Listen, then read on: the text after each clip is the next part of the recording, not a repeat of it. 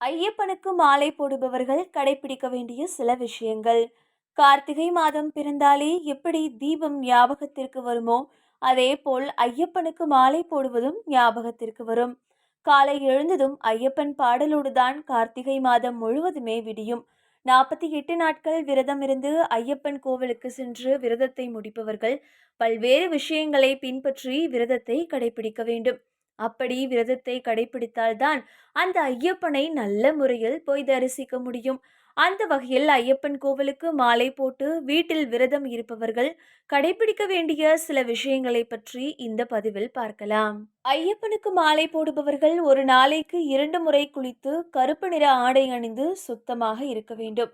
ஐயப்பன் கோவிலுக்கு மாலை போடுபவர்களின் வீட்டில் பயிறு வகைகளை வறுத்து குழம்பு வைப்பது மிகவும் தவறான விஷயம். ஐயப்பன் கோவிலுக்கு மாலை போட்டு விரதம் இருப்பவர்கள் ஒரு நாளைக்கு குறைந்தது ஒரு முறையாவது சாப்பிடாமல் விரதம் இருக்க வேண்டும். ஐயப்பன் கோவிலுக்கு மாலை போடுபவர்கள் வீட்டில் கீரை வகைகளை சமைக்கக்கூடாது.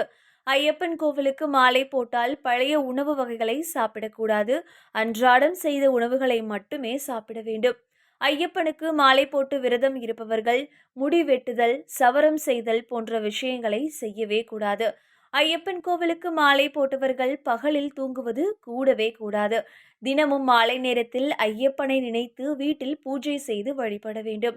ஐயப்பனுக்கு மாலை போட்டவர்கள் வீட்டில் பூஜை செய்யும் போது துளசி இலைகள், பால், கற்கண்டு போன்றவற்றை நெய்வேத்தியமாக வைத்து வழிபாடு செய்வது சிறந்தது.